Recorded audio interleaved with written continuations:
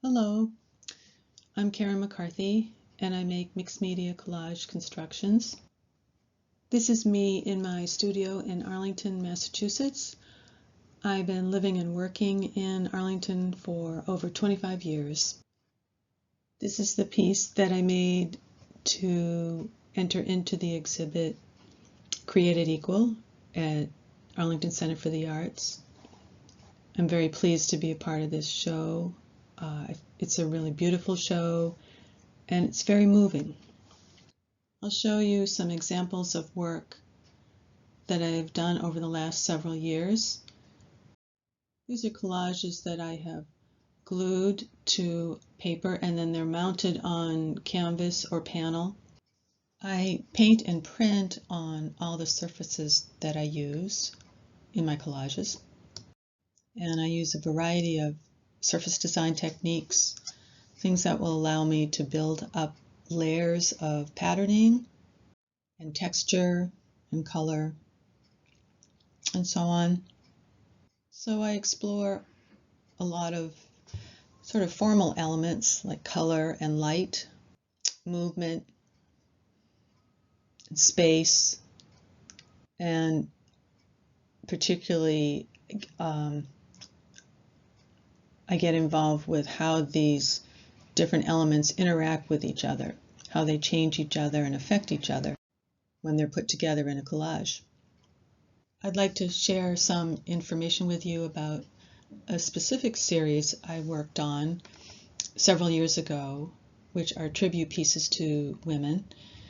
So I came across this wonderful book of antique game boards and puzzles, and I was really drawn to the wonderful graphics, the color and movement, and so on that was appearing in these. And as I researched, I found that a lot of the game boards had been produced, especially in the early parts of the 20th century, in Massachusetts, in Salem and in Springfield, I believe, in western Massachusetts. And so that really struck me as something sort of close to home. And I had been thinking quite a bit about attempting to do some work that was feminist oriented in some way, shape, or form. So I was researching different female figures, most of them real people. Occasionally they are fictitious figures. And I would read books and magazine articles to gain an understanding of their lives and how they approached the challenges that were put to them in their lives. Even if they were people of relative privilege, they were still dealing with sort of the conformities of the time and struggling with things as women in order to pursue what they wanted to do with their lives. So these game boards show some, as it says here, more games of morals, games of chance. There are a lot of games with particular moral and instructional intent to them, geared at young children. These boards also tend to be ones which are much more dealing with risk-taking, and sort of the roll of the dice dictates a lot of what happens. And then there are other game boards which are much more strategy-oriented, things that are more like checkers and chess, for instance, which are much more about planning and having forethought to try to see what would happen in the future in the game. So I would choose a game board and that seemed to, or a group of game boards that seemed to relate to how the female figure dealt with things in their lives, as best I could assess that. And these are abstract pieces. This is for Katharine Hepburn, and the black and white to color palette is a reference to her film career, which spanned from black and white to color films, so that there were specific aspects of these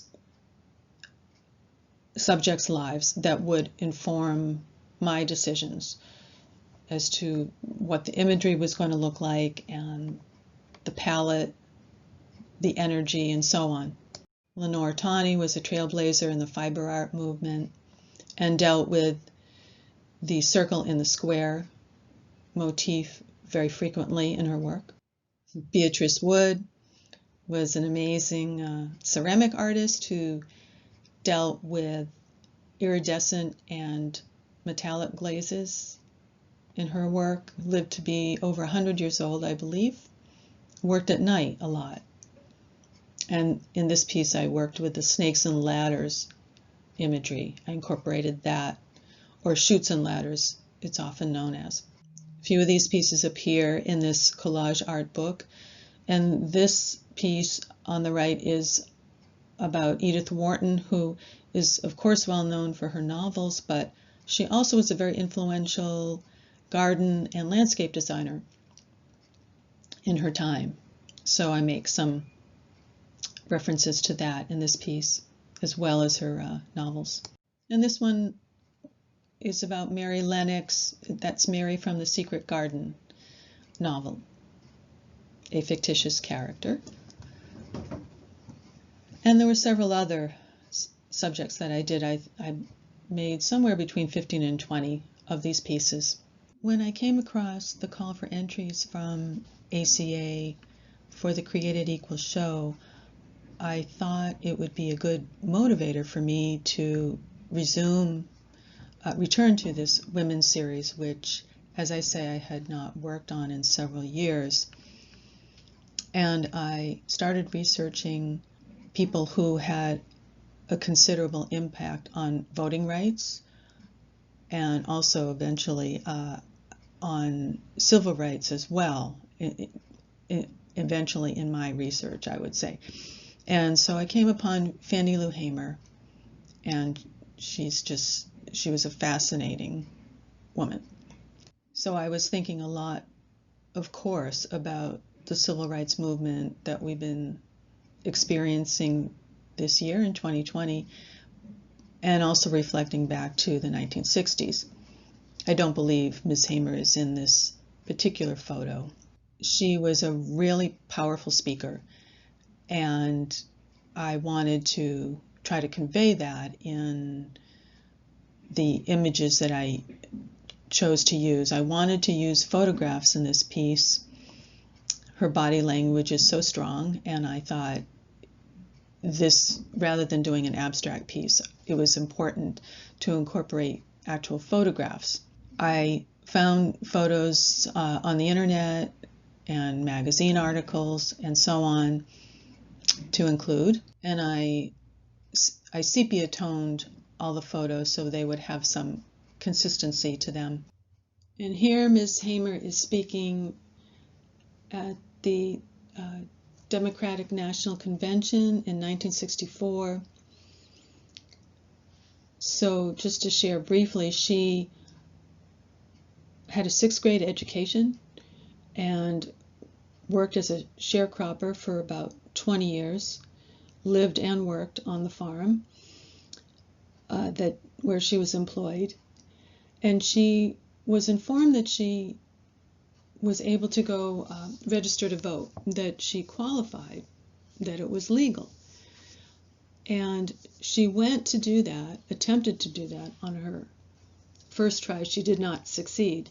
But upon returning to the farm, quite outrageously, her employer fired her for attempting to do this thing. And this was in Mississippi. She was born and raised in Mississippi.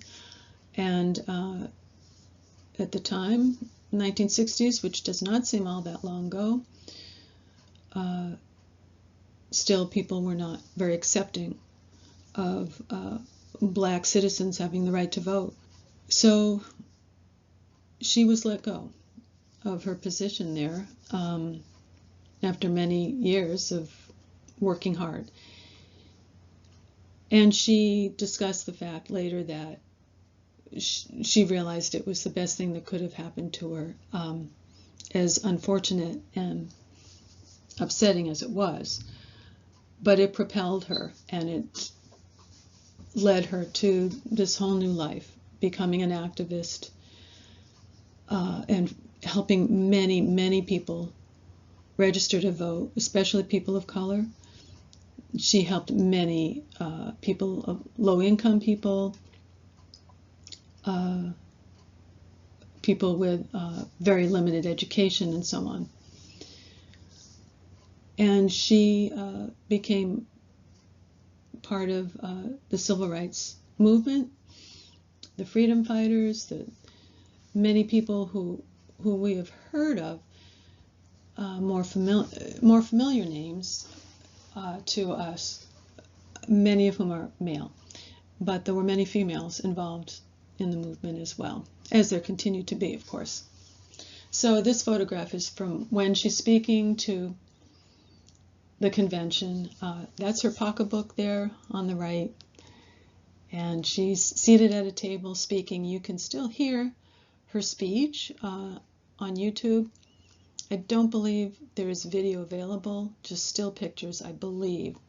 But you can hear her. And another anecdote about that speech, President Johnson was informed that she was going to be speaking and knew that she was asked to tell her personal story and her personal struggles of what she had been through in the South. And she had been beaten and shot at, and the list goes on and on. It's very, very distressing, to say the least. And he knew that this would reflect poorly on the Democratic Party, on the people in power in the party, and so on. And so he called a press conference during the time she was scheduled to be speaking. And naturally, the big networks carried his press conference, but it was really quite inconsequential. However, that night, the networks chose to cover Ms. Hamer's speech. So she still got her word out, and the people who were backing this to happen were still able to make that communication happen. So I wanted to include some of that photograph in the piece. I was able to manage that here, and including her pocketbook just seemed appropriate to have something to represent. Here's this regular person of very modest means, who rose to the ranks of being extremely well known at the time and was extremely influential. And you can see some text at the top of the piece. This is a detail of it.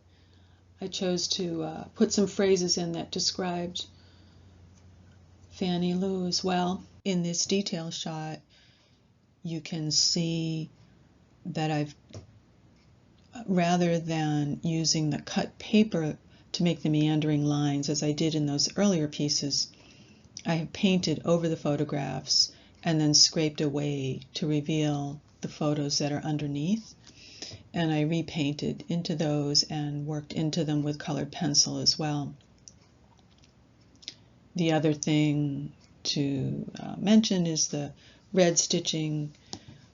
I felt it was important to incorporate something like that as a symbol of the blood that's been shed in the cause of civil rights.